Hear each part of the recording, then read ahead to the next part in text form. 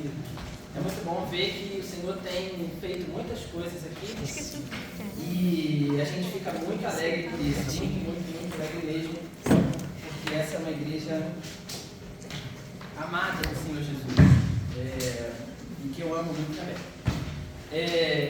Eu queria também ressaltar que tem alguns amigos mais próximos, mais íntimos, né? Paola e Marlon, amigos do coração, Kalel e Gabriela. E o Douglas. O Douglas é um amigo de longa data, esse de casaco vinho aí, né? O Douglas é missionário nos Estados Unidos, em Nova York. Trabalha com famílias em situação de vulnerabilidade. E às vezes a gente pensa que Nova York é Manhattan, mas Nova York não é Manhattan. Esse é até um movimento que o Douglas sempre falava, né? Uma frase: Nova York não é Manhattan. E o Douglas tem feito um trabalho lindo com crianças e com pessoas em situação vulnerável, com pessoas que precisam ouvir o Evangelho. Então é um servo do Senhor aqui conosco também. Também trago um beijo aqui da Cíntia e da Mariana, né? Minha esposa e minha filha. Nós estamos aí vencendo esse período dos primeiros meses, sobrevivendo, e o Senhor tem nos dado graças. A gente traz um beijo. E também da minha igreja, a primeira igreja batista de Copacabana, que estou aqui trabalhando. Eu estou muito feliz de estar aqui novamente.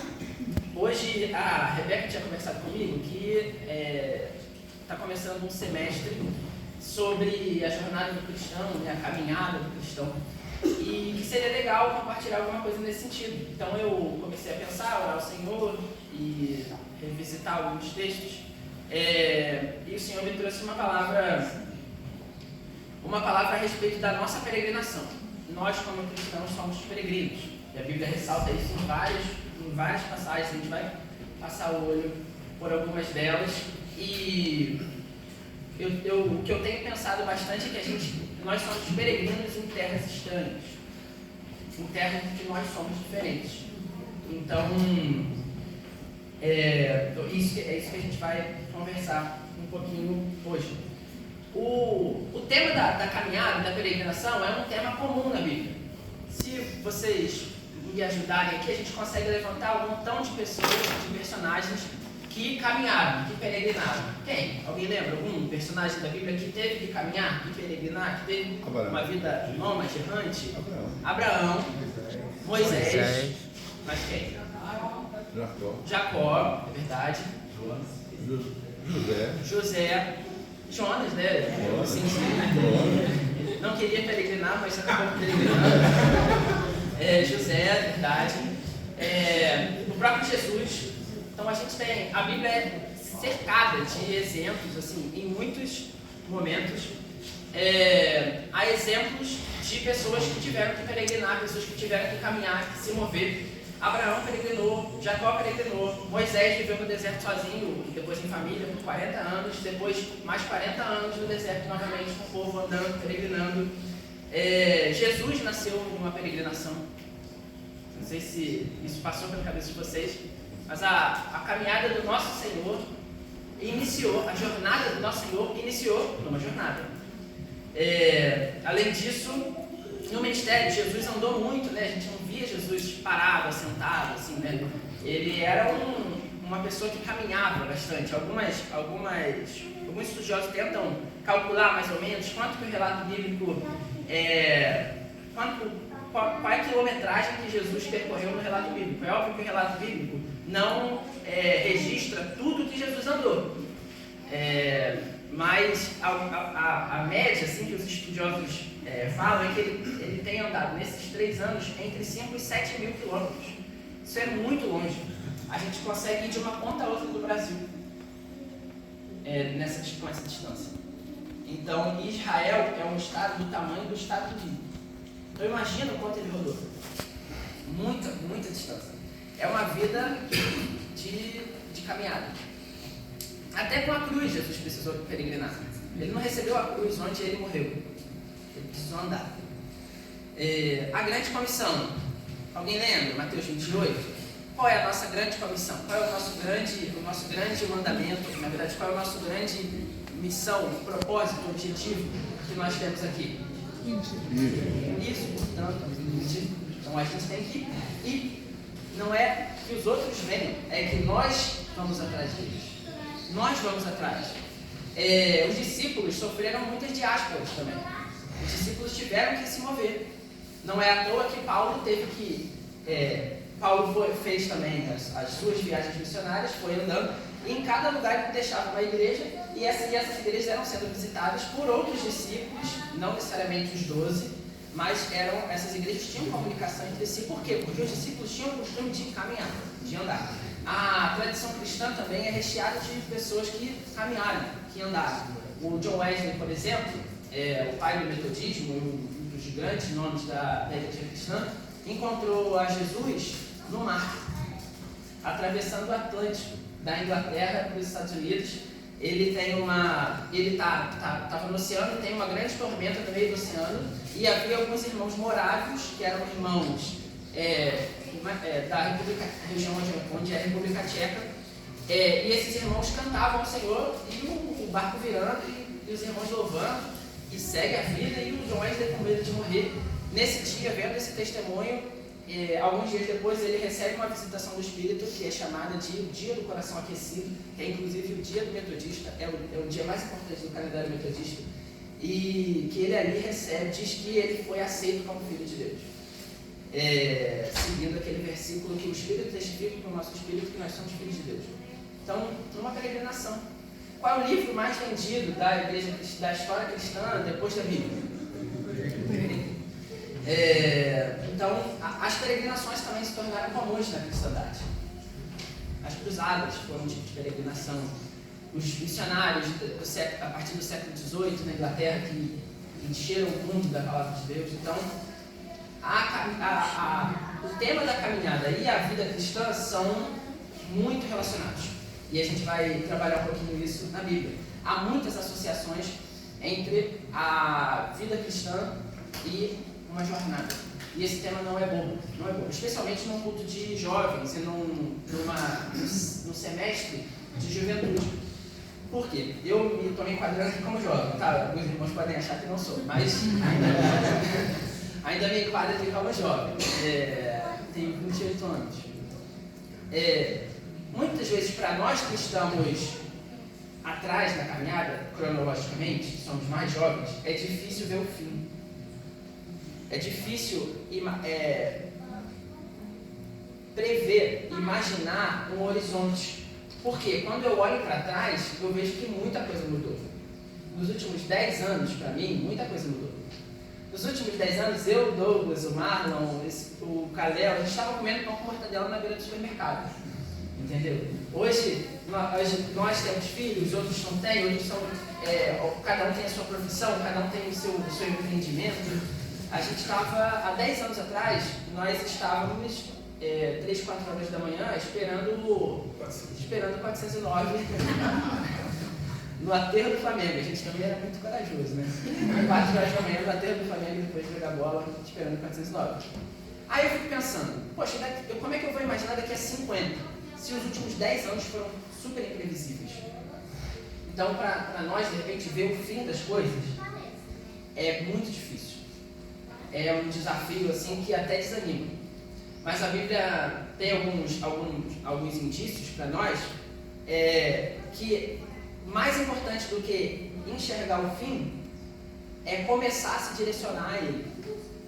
Eu não sei como as coisas vão acabar na minha vida pessoal, nem muito menos no mundo, mas eu sei que eu posso me direcionar a cada dia para que as coisas acabem da forma que eu e o Senhor desejamos, da forma que primeiro o Senhor se agrada e segundo, eu me identifico, eu me sinto feliz, pleno, satisfeito e próspero. Então, a gente vai conversar um pouquinho sobre isso. Tem 4 perguntas aqui que a gente vai tentar responder com o texto bíblico. A primeira pergunta é: qual é o caminho que a gente está seguindo? A gente precisa primeiro se pensar, identificar o caminho que eu estou seguindo. Em segundo lugar, esse caminho vai dar onde? Em terceiro lugar, como que eu devo seguir esse caminho? E por fim, o que eu faço enquanto eu não chego no destino? Vamos abrir a Bíblia? Você pode pegar a sua aí, abrir no livro de Atos. gente vai começar a responder a primeira pergunta. Qual é esse caminho que a gente está seguindo, que nós como igreja estamos percorrendo, trilhando? Atos 9, versículos 1 e 2.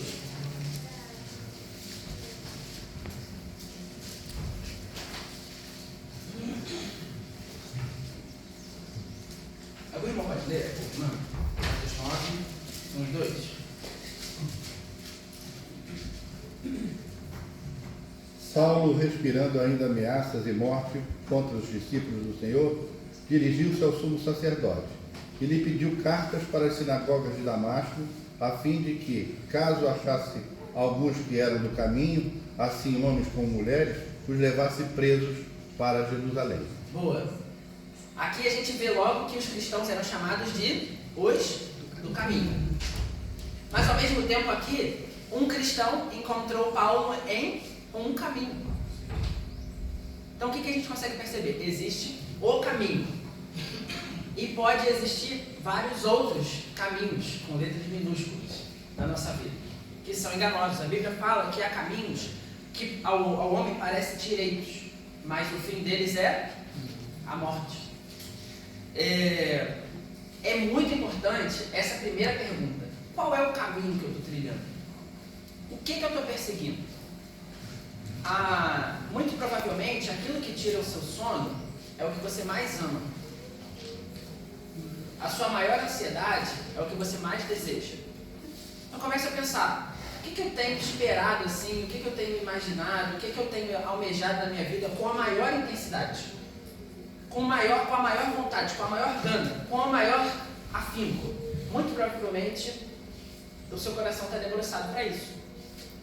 Eu já percebi em vários momentos da minha vida o meu coração debruçado a coisas que não eram do Senhor. E não necessariamente eram coisas demais.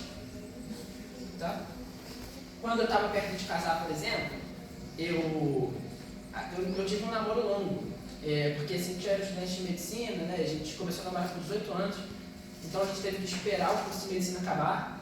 E o curso de medicina não acaba nunca. Para a gente casar. Chegou um dado momento que eu comecei a perceber que a minha preocupação principal da minha vida era que esse curso de medicina acabasse e a gente pudesse casar. E eu estava colocando essas coisas sobre os interesses mais importantes de Deus sobre mim. E as expectativas maiores de Deus sobre mim. Quer dizer que o casamento é ruim? De maneira nenhuma. Quer dizer que o casamento é impuro? Que eu devo cancelar o casamento? De maneira nenhuma. Quer dizer que eu preciso me reajustar no caminho. Voltar para o essencial. E aqui, nesse texto, Paulo estava no seu caminho. Estava trilhando o caminho que ele achava que ele tinha para obedecer a Deus. Que era perseguir e matar os cristãos. Mas ali Deus o chamou para o caminho. Você está trilhando um caminho, com certeza. Ou, na verdade, você pode estar trilhando vários caminhos. Errante. E não é aqui, bate cabeça, volta. E não é aqui, bate cabeça, volta. E não é aqui, bate cabeça, volta. Você está tentando entrar em vários caminhos, mas existe o caminho. E esse caminho envolve fins. Primeiro, o interesse de Deus, o desejo de Deus, o propósito de Deus para você, que é que você se torne santo e que você seja uma testemunha do Evangelho. Em segundo lugar, esse caminho tem interesses coletivos. Você pertence a uma coletividade, que é a Igreja de Cristo. O meu caminho desconectado da Igreja de Cristo não é um caminho, não é o caminho.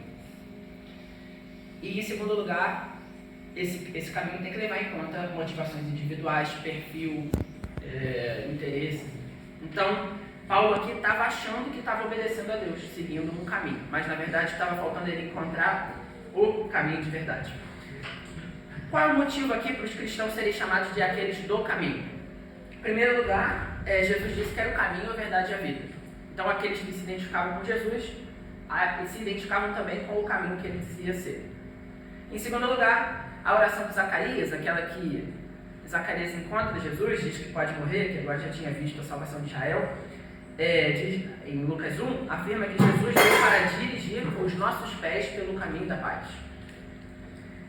Além disso, Jesus tinha dito que os cristãos, os seus discípulos, aqueles que o seguissem, deveriam seguir o caminho estreito que leva à vida. E além disso, os cristãos eram chamados de aqueles do caminho porque eles sempre estavam em algum caminho, sempre estavam indo para algum lugar. Por quê? Porque estavam sendo perseguidos. Quando você está sendo perseguido, você não consegue se estabelecer também. A vida sedentária, a vida assentada, é mais difícil. Então aqui os cristãos estão sendo chamados do caminho, primeiro porque eles se identificavam com Jesus, e segundo porque eles estavam tendo uma vida muito parecida com a que Jesus teve.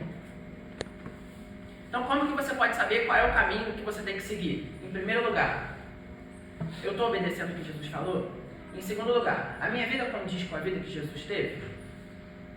A vida de Paulo aqui estava indo para algum lugar, mas nem obedecia ao que que Jesus tinha dito e nem condizia com a vida que Jesus tinha. Então é muito importante, em primeiro lugar, identificar o caminho. Qual é o caminho que eu estou seguindo para a minha vida? Qual é o destino que eu estou dando para ela? Qual é o rumo que eu estou trilhando? Então, em primeiro lugar, a gente consegue perceber que a vida cristã é uma caminhada. A vida cristã é identificar o caminho, a despeito de vários outros caminhos. E a gente entra de forma muito sutil em outros caminhos. Muito sutil. Há coisas que vêm como bênção e a gente transforma em maldição. O pastor Vitor, que é o pastor da nossa igreja, sempre fala alguma coisa assim. Ele falava com Deus: poxa Deus, eu gostaria de ter uma casa de praia. Não sei em que momento da vida. Gostaria de ter uma casa de praia. Na região dos lagos, uma casa simples. Pode ser uma casinha. Para desfrutar, levar as crianças. Tem três filhos. E aí ficar pedindo isso a Deus. Até que um dia Deus falou para ele assim: eu não vou te dar. Eu não vou te dar. Porque a casa de praia vai ser usada nos finais de semana. E nos finais de semana você já tem um compromisso. A casa de praia é uma coisa ruim? Essencialmente ruim? Não. Mas às vezes para ele seria maldição. Traria problemas. Então, muitas coisas que às vezes a gente identifica e pede como bênção podem se tornar na nossa vida maldição. E eu tenho que identificar, pedir a Deus para me ajudar a identificar qual é o caminho que eu estou seguindo. Se é o caminho verdadeiro, se é o caminho de obediência e serviço a Deus, de santidade, ou se é um caminho de imoralismo, um caminho de religiosidade, ou um caminho completamente avesso a Deus e aos seus princípios, aos seus valores, à Igreja de Cristo. Então a gente precisa em primeiro lugar identificar qual é o caminho que a gente está seguindo. Mas tem uma segunda pergunta que a gente tem que responder a esse respeito. Vamos abrir em Hebreus 11. Esse texto de Hebreus 11 é um texto muito comum no sentido de corriqueiro, muito utilizado e muito conhecido, porque é uma das peças que eu mais gosto da Bíblia, uma das partes que eu mais gosto da Bíblia. E eu acho que muitos irmãos se identificam com ele também. Hebreus 11, a partir do 13.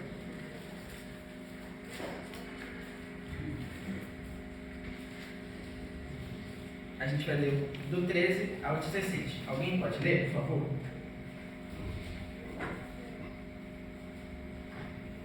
Hebreus 11, do 13 ao 16. Todos estes morreram na fé sem ter obtido as promessas, vendo-as, porém, de longe, e saudando-as e confessando que eram estrangeiros e peregrinos sobre a terra. Porque os que falam desse modo manifestam estar procurando uma pátria. E se na verdade se lembrassem daquela de onde saíram, teriam oportunidade de voltar. Mas agora aspiram a uma pátria superior, isto é, se não se percamar do seu Deus, porquanto lhes preparou uma cidade. Obrigado. Esse texto aqui responde a uma outra pergunta a respeito do nosso caminho, que é: para onde eu estou indo? Qual é o destino? Esse caminho vai dar onde? Onde eu consigo chegar com ele? Aí eu volto a tratar daquela questão, quando a gente é jovem, é difícil ver o fim.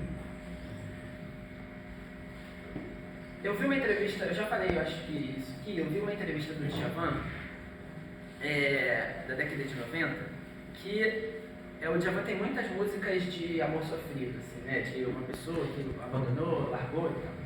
E aí a pessoa que estava entrevistando pergunta assim: você sofreu todas essas coisas que você canta nas suas músicas? Assim, todos esses casos de amor não correspondido, esses, tipo assim, flor de lis, né? O meu jardim da vida ressecou, morreu. Poxa, você viveu isso que você canta? Como é que você compõe essas músicas? Como é que são as suas experiências? Aí, eu não vivi quase nenhuma delas, mas eu consigo ver na vida dos outros o que acontece quando existe uma situação dessa. Aí eu peguei isso pra mim e falei assim: olha, isso pode ser um princípio para a vida espiritual, que é: eu não preciso viver tudo de bom, na verdade, de ruim e nem de bom, para saber onde vai dar. Então eu não preciso começar a me afastar de Deus para saber que o caminho vai ser ruim. Eu não preciso começar a desobedecer a Deus para saber que o fim não vai ser legal. A gente tem que começar a desenvolver uma capacidade de olhar para a vida alheia. Olhar até para a Escritura, que nos mostra que algumas pessoas tomaram alguns tipos de atitude no seu coração, na sua conduta, e o fim não foi legal. Então você não precisa passar por tudo. Uma das coisas boas das pessoas sábias é identificar para onde está indo o caminho que ela está trilhando e para onde que o irmão do lado direcionou a sua vida e do que deu. Você com certeza tem muitos exemplos ruins a não seguir. Aproveite esses exemplos. E não é com alegria ou com felicidade que a gente aproveita esses exemplos. É com tristeza, mas eu não quero repetir na minha vida. Seria muito melhor que eu tivesse ouvido algumas pessoas, visto o que as pessoas tinham feito e o que tinha acontecido com elas no meu passado, que vários erros, problemas que eu tenho que consertar hoje, resolver, pecados que eu tenho a resolver no meu coração, eles teriam sido evitados. Então é muito bom quando a gente identifica o caminho alheio, para a gente não precisar passar por ele. E esse texto de Hebreus 11 nos ajuda a identificar o destino. É muito importante identificar o destino. Para onde eu estou indo? Onde esse caminho vai dar? Os crentes antigos, a geração do meu avô, até a do meu pai, que tem 60 anos, eles cantavam muito sobre o céu. Até falavam muito sobre o céu. O céu era uma esperança para os crentes. E o inferno era um medo para aqueles que não... um temor para aqueles que não temiam a Deus. E eu acho que a gente perdeu um pouco esse tipo de assunto com os anos. É difícil pensar sobre o céu. A minha geração não pensa muito sobre o céu. Não pensa muito sobre o fim. Talvez por causa do destino, ou do caminho do mundo, que é viva intensamente, pense no hoje, pense no agora, tem essa ideia de imediatismo. Tipo assim, seja o que você quer, faça agora. E muitas vezes a gente não consegue nem imaginar alguns anos para frente, quanto mais desejar, ansiar o céu. E eu tenho que identificar para onde eu estou indo. Por que vale a pena perseguir esse caminho? Aqui o texto de Hebreus fala que essas testemunhas, ou seja, a galeria da fé toda de Hebreus 11, o texto fala que eles eram pessoas que eram estrangeiros e peregrinos na terra. Esse termo estrangeiros é o grego xenos. Xenos, no contexto da cidadania grega, é aquela pessoa que está ali, mas ela não é membro daquela comunidade. Então, os cristãos, dentro da sociedade em que eles estavam inseridos, eles estão aqui, mas eles não são daqui. As pessoas não o reconhecem como daqui e eles não se reconhecem como daqui. É como se fosse um alien. Alguém que veio de fora e que não vai ficar. Por quê? Porque o modo de vida é diferente. O mindset, a configuração da mente é diferente. Os desejos, o estilo, é tudo diferente. Mas ao mesmo tempo eles estão ali. Eles não abandonam aquele lugar que eles estão. E peregrinos é alguém que vive uma vida em um local estranho, no sentido um pouco parecido. Então, a Bíblia, o texto diz que esses irmãos e essas irmãs viviam nessa sociedade, eles eram vistos como pessoas que estavam ali, mas não eram dali, porque eles ansiavam uma pátria superior, uma pátria melhor. O que é pátria? Pátria é um local que tem regras, leis e costumes próprios e que existe identificação daquelas pessoas que viviam naquele lugar. Então, o texto diz que aqueles irmãos estavam esperando um lugar, não só que eles iriam morar. O céu não é só um lugar que você vai morar. É um lugar que você vai ter 3 coisas muito diferentes do que a gente tem aqui. Segurança. O céu é um lugar que nós haveremos de desfrutar estabilidade, segurança, shalom. O termo shalom, que os judeus usam muito, que o Antigo Testamento usa bastante também, é um termo que não é só paz, que a gente traduz como paz. O termo shalom é um estado próspero, seguro, assentado.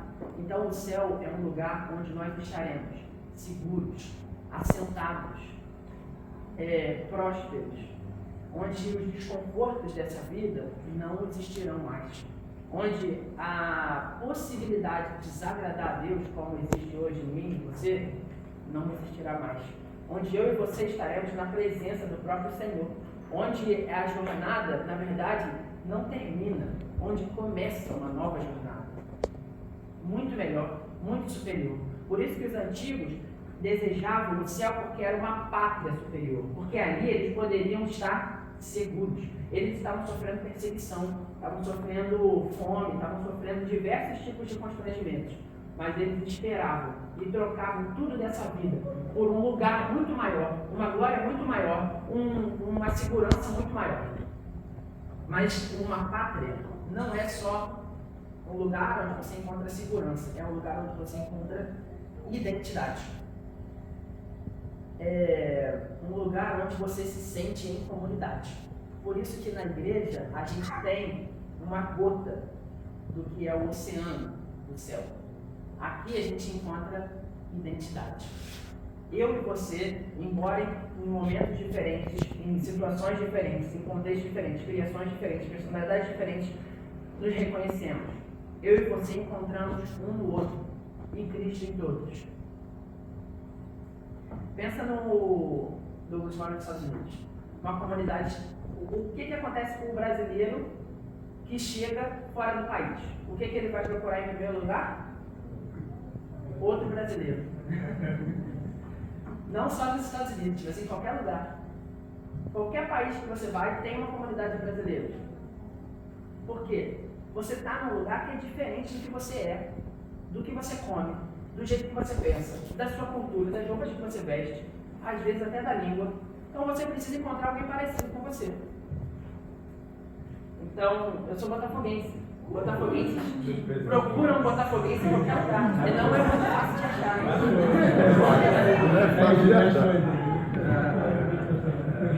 Não é muito fácil de achar.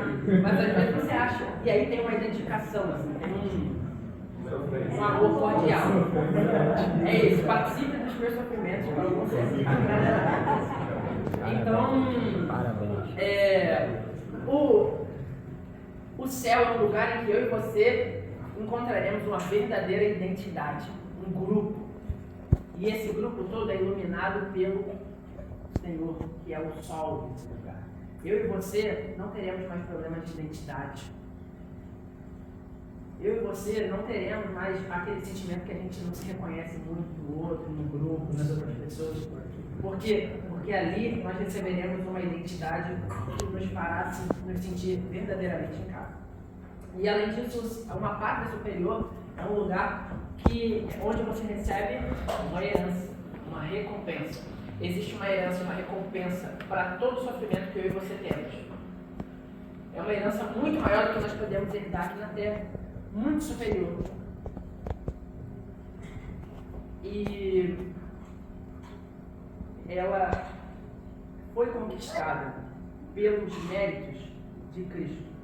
Eu aqui vivo nos méritos de Cristo. A igreja vive pelos méritos do Senhor, pelo que Jesus fez. Então, essa herança está garantida, porque não depende de mim. A minha salvação não depende de mim. Foi o Senhor quem conquistou, e eu colaboro com o que Ele fez. Eu sou participante da obra do Senhor. E aí o Senhor garante a minha fé e eu serei resgatado.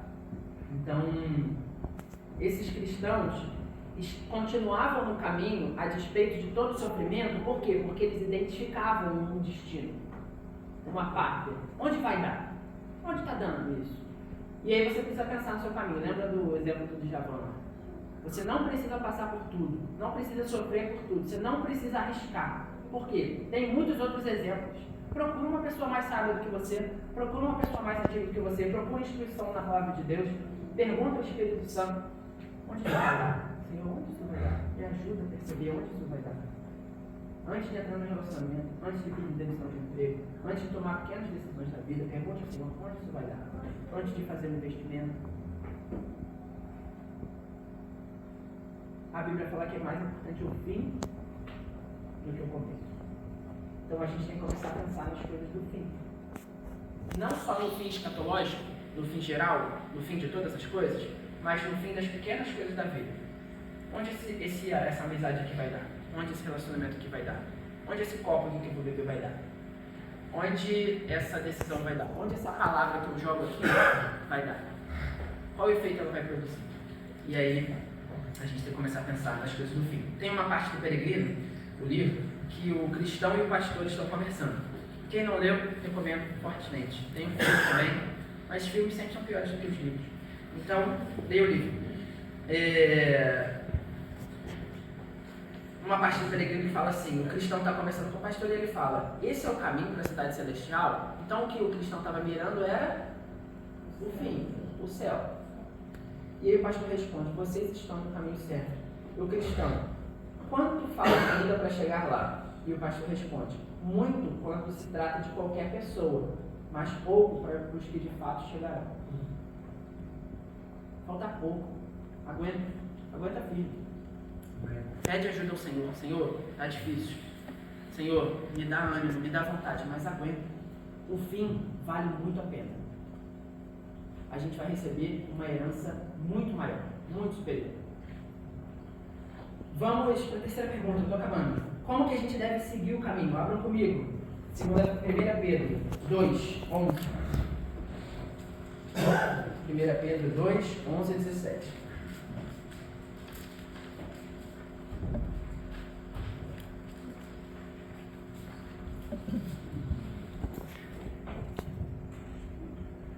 Quem pode ler? 1 Pedro 2, 11 e 17. Queridos amigos, lembrem que vocês são estrangeiros de passagem por esse mundo. Peço, portanto, que evitem as paixões carnais que estão sempre em guerra contra a alma. A conduta de vocês entre os pagãos deve ser boa, para que quando eles os acusarem de criminosos, tenham de reconhecer que vocês praticam boas ações e assim louvem a Deus no dia da sua vinda. Por causa do Senhor, sejam obedientes a toda autoridade humana, ao imperador, que é a mais alta autoridade, e aos governadores que são escolhidos por ele para castigar os criminosos e elogiar os que fazem o bem. Pois Deus quer que vocês façam o bem, para que os ignorantes e tolos não tenham nada que dizer contra vocês. Vivam como pessoas livres, não usem a liberdade para encobrir o mal, mas vivam como escravos de Deus. Até o 17. Até o 17. 17. Respeitem todas as pessoas, amem os seus irmãos na fé, temam a Deus e respeitem o imperador. Então, novamente aparece essa figura: estrangeiros e forasteiros. Aqui Pedro está falando assim: ok, nós não somos daqui. Vocês já ouviram falar que nós somos estrangeiros, forasteiros, que nós somos pessoas oriundas de outros lugares, estamos indo para um lugar diferente do que todo mundo. Beleza. Mas o que a gente faz aqui enquanto a gente não chega lá? E a pergunta que eu quero responder aqui é essa: como que eu sigo esse caminho? Ok, eu já sei qual é o caminho e onde ele vai dar. Mas o que eu faço nesse meio tempo? Pedro aqui tem algumas preocupações, 3 preocupações. A primeira preocupação é mantenham distância dos desejos carnais. Então, a primeira coisa que eu tenho que prestar atenção na minha caminhada é: onde está o meu coração? Para onde ele está virado? O que tem passado na minha cabeça? Qual é o meu desejo principal da vida? Onde que o calo aperta? Com quem eu posso compartilhar? O que o Senhor tem achado da minha conduta? Então, a primeira preocupação de Pedro aqui é: olha, vocês são estrangeiros e forasteiros. Vocês são peregrinos. Então, tomem cuidado com o coração. No peregrino tem mais uma frase que fala assim, o evangelista conversando, né, com os peregrinos, que é: o peregrino não estava sozinho nessa hora. O evangelista fala assim: mantenham o reino sempre diante de vocês, advertiu ainda o evangelista, e creiam firmemente nas coisas invisíveis. Não deixem que as coisas desse mundo se agarrem a vocês. E, acima de tudo, vigiem bem os seus corações e suas paixões, pois são enganadoras mais do que todas as coisas e desesperadamente iníquas. Então, o que o evangelista está aconselhando aqui no cristão é: preste atenção no coração. Eu e você temos que ter, diante do Senhor, uma capacidade de sondar o coração. O salmista pede para Deus ajudá-lo a sondar o coração, e em um momento mais específico ainda, o salmista fala: Senhor, sonda o Senhor meu coração e me diz em que eu tenho desobedecido ao Senhor. Vê se há em mim algum caminho mau. Então, primeira preocupação de Pedro: onde está o seu coração? O que você tem pensado? O que tem passado pela sua cabeça? Gente, o jogo é na cabeça. Se a gente perde a cabeça, se a gente perde o meio campo na cabeça, a gente vai tomar gol. Então, em metáfora futebolística, a cabeça é o meio campo. Se perdeu, é pressão até que vai sair. Então, primeira preocupação de Pedro para os peregrinos e forasteiros é: tomem cuidado com o coração, mantenham distância dos desejos carnais. A segunda preocupação de Pedro é em relação a uma vida que demonstra aos outros o reino de onde nós somos. Então, Pedro fala aqui várias indicações: vivam de maneira exemplar, submetam-se a todas as autoridades, tratem a todos com respeito, respeitem o reino. Então, o que Pedro está falando aqui é: não deixem que vocês sejam confundidos. Tomem cuidado, porque a vida de vocês vai mostrar o reino a quem vocês servem. E a terceira preocupação é: cuidem dos seus irmãos. Tem gente que está indo para o mesmo caminho que você e que às vezes precisa ser carregado por um tempinho. Pode ser que você caia no meio da estrada e aí alguém vai te carregar também. Então, o peregrino e forasteiro tem que cuidar do coração, tem que tomar cuidado para não ser confundido e tem que olhar para o lado. Tem alguém que está precisando ser carregado e às vezes é você. Nessa caminhada. Tem vezes que a gente está cansado e vem alguém, dá aquela gole de água, dá aquela motivada: vamos embora, vamos junto, eu estou com você, eu te carrego. E a vida do peregrino é: cuida de si e cuida do outro. Por fim, o que a gente faz enquanto a gente não chega? A gente respondeu: qual é o caminho? Qual é o fim do caminho? O que eu faço? Como eu sigo o caminho? E, em terceiro lugar, o que eu posso ajudar? Em que eu posso colaborar enquanto o destino não chega? A gente vai ler 2 Coríntios 5:20. E esse eu vou ler. 2 Coríntios 5:20. Fala assim: agora, portanto, somos embaixadores de Cristo. Deus faz seu apelo por nosso intermédio. Falamos em nome de Cristo quando dizemos: reconciliem-se com Deus. Ué, mas esse texto não fala nada sobre caminhada. Será que eu li errado? Não li errado. É isso mesmo. Ele não fala sobre caminhada, mas ele fala sobre a vida em terra estranha. O embaixador é qual tipo de figura no executivo de um estado? O que faz o embaixador? Representa. Isso. O embaixador é uma figura que tem plenos poderes representativos do poder executivo do país que enviou. Então, o embaixador ele recebe a autoridade para representar aquele país, responder por aquele país num país diferente. O apóstolo Paulo aqui está chegando e falando: vocês são, e eu, embaixadores de Cristo. Vocês e eu representamos o próprio Cristo, enquanto ele não está aqui fisicamente. Eu e você, então, temos um papel de representar de forma autorizada o próprio Senhor. Falar como ele falava, falar em nome dele, agir em nome dele, fazer o presente. Então esse é o nosso papel. Enquanto eu não chego no destino, qual é o meu papel? Ser uma testemunha. E aí a gente volta lá para a grande comissão, Mateus 28. Nós somos testemunhas. O seu papel não é necessariamente evangelizar, pastorear, pregar no púlpito. O seu papel é ser uma testemunha. E todas essas coisas vão a reboque da testemunha. Pregar, evangelizar, cuidar, dar, ser generoso, se entregar, morrer se preciso. Todas essas coisas vão a reboque de ser uma testemunha. O seu papel principal aqui na Terra é ser uma testemunha. O que isso envolve? Não sei. Depende de onde você vai estar. Tem lugar, há pessoas que o papel é cuidar dos doentes, o papel específico, né? Todo mundo o papel é cuidar dos doentes, das viúvas, dos órfãos, dos necessitados, o papel de todo mundo. Mas há pessoas que têm missões específicas para serem testemunhas entre os doentes. Há pessoas que têm missões específicas para serem testemunhas no governo, no Estado, na indústria, no exército, em qualquer lugar. O seu papel principal é ser testemunha, e várias outras coisas vão a reboque de ser testemunha. Ser um embaixador, um representante. Olha que coisa importante, a gente vê a figura do embaixador como alguém muito importante. Eu nunca encontrei um embaixador, não que eu saiba. Eu nunca encontrei um embaixador. Se eu encontrasse um embaixador, senhor, Vossa Excelência, sei lá como se chama embaixador.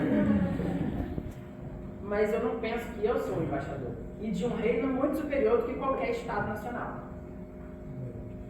O Charles Wesley, que era irmão do John Wesley, que eu já citei aqui hoje, ele tem um poema muito legal sobre isso, que fala assim: o presente século servir, a minha chamada cumprir, toda a minha força consagrar para a vontade do Mestre praticar. Um cuidado cioso lhe concede, enquanto nessa vida labutar, e prepara, Senhor, teu servo, para contas depois de prestar. A gente recebeu uma grande responsabilidade, e a gente vai prestar contas por ela. Recapitulando, a vida cristã é uma caminhada. Pode ser, a caminhada talvez seja